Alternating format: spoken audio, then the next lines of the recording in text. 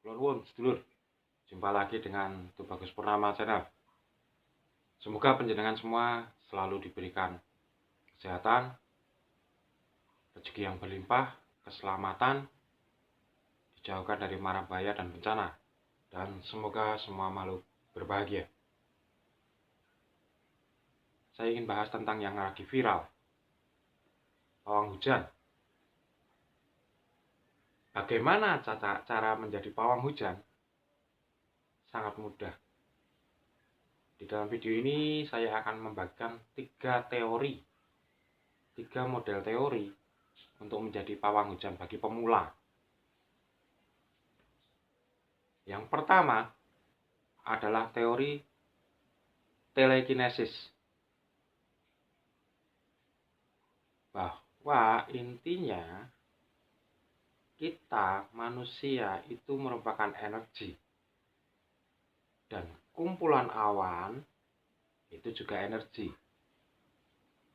Nah, ketika kita menyelaraskan energi kita dengan energi alam, maka kita bisa berkomunikasi. Dengan demikian, kita bisa menghilangkan hujan. Contohnya, ketika panjenengan bicara dengan hewan kesayangan panjenengan, apakah panjenengan tahu bahasa hewan? Tidak. Tapi ketika frekuensi panjenengan selaras dengan hewan, maka hewan akan mengerti apa yang panjenengan katakan. Demikian juga hujan. Hujan sumbernya dari mana sih? Kumpulan awan. Nah, kalau untuk yang pemula, silahkan dicoba ketika masih ada langit biru dan ada kumpulan awan kecil-kecil sebelum menggumpal, itu kita coba untuk mengirimkan energi. Jadi kunci yang utama adalah kita coba nyaman, lalu ungkapkan rasa kebahagiaan, kemudian niatkan untuk kebersamaan, untuk kehidupan yang lebih banyak, bukan untuk diri kita sendiri.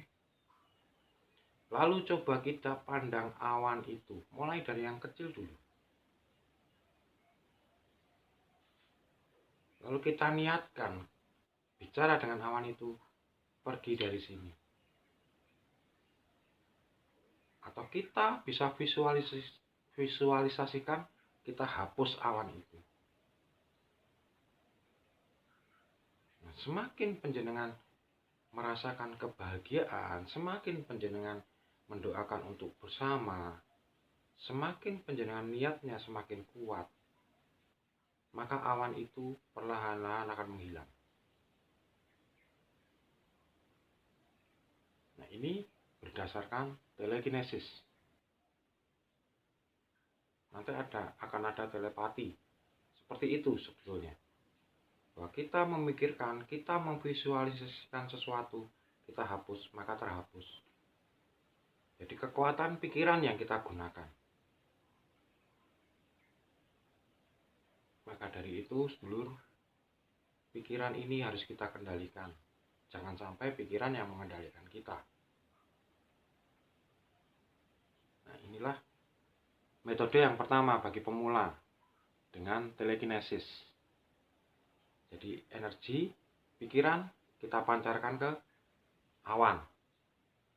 Maka kita hapus awan itu dan perlahan-lahan awan itu akan hilang. Itu teori yang pertama. Kemudian teori yang kedua, dengan energi listrik. Bahwa manusia ini punya daya listrik 0,005 volt. Daya listrik ini dari mana? Sumbernya adalah dari sel mitokondria yang ada di seluruh lapisan tubuh kita, kulit kita, daging kita. Nah, sel mitokondria ini adalah penghasil energi listrik dari manusia. Makanya ada yang disebut namanya avatar, pengendali air, angin, api, dan tanah. Itu juga akan bisa kita lakukan. Karena kita juga punya itu. Dan itu bukan halusinasi, tapi nyata. Nah, di sini cara melatih sel mitokondria menjadi energi listrik yang besar dengan olah nafas.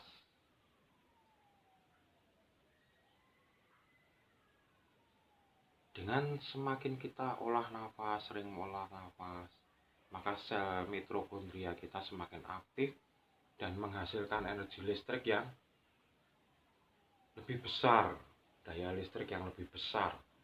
Sehingga kalau daya listrik kita besar, medan magnet kita menjadi semakin besar juga atau luas juga. Itu yang dinamakan pancaran aura.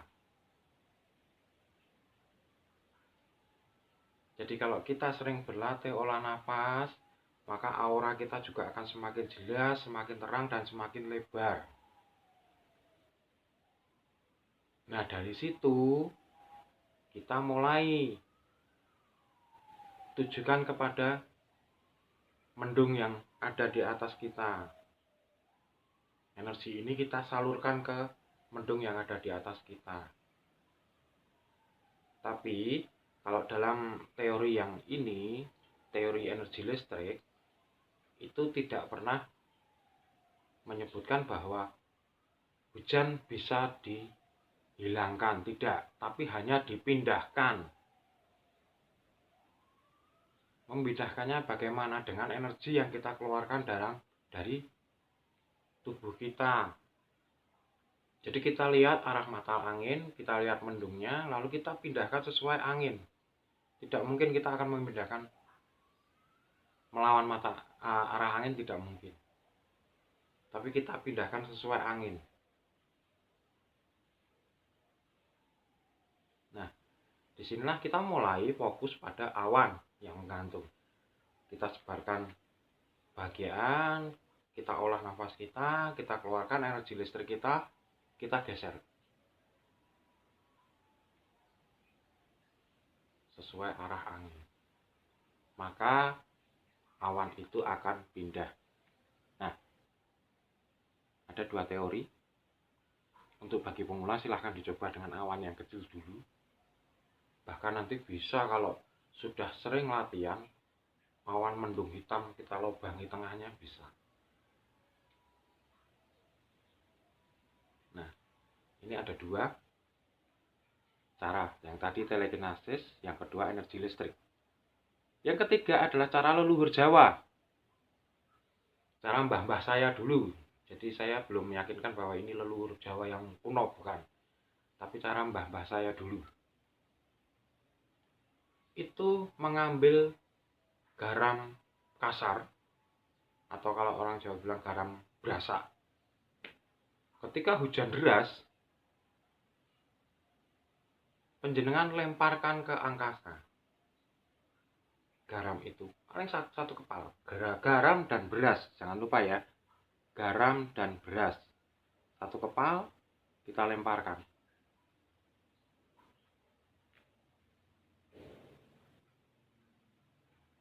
Lalu dengan mantra, maka tidak sampai 5 menit hujan badai seperti apapun akan reda. Tidak sampai 5 menit. Mantranya bagaimana? Mantranya singkat. Seperti ini. Duh Sang Yang Bayu, monggo kula aturi lumangkung. Sampun ngantos ninggalaken kerisakan wonten papan mriki. Mugi sedaya sami slamet lir ing sambikala. Rahayu, rahayu, Rahayu. Nah, itu mantra yang pernah diterapkan oleh yang saya, ibu saya, bahkan diturunkan pada saya. Jadi monggo silahkan penjenengan coba yang mana. Dan prinsipnya, kenapa kita menyebut Sang Hyang Bayu? Sang Hyang Bayu itu dewa angin. Jadi memang anginlah yang menggerakkan awan ini. Jadi kita tidak bisa menghilangkan, tapi biar angin itu berlalu dari tempat yang kita ada di situ, biar berlalu, lalu di tempat itu akan hujan reda. Nah, kalau saya dulu di Jogja itu seringnya memindahkan, kalau nggak ke Laut Selatan ya ke Gunung Merapi, di tempat yang aman lah. Tergantung kita lihat arah anginnya, kebanyakan kan ke arah selatan atau ke arah utara, tergantung bulannya juga. Maka ada 3 cara untuk pemula. Silahkan dicoba mana yang lebih mengena buat penjenengan, lalu dilatih. Semoga berhasil. Dan saya Tubagus Purnama mengucapkan Rahayu.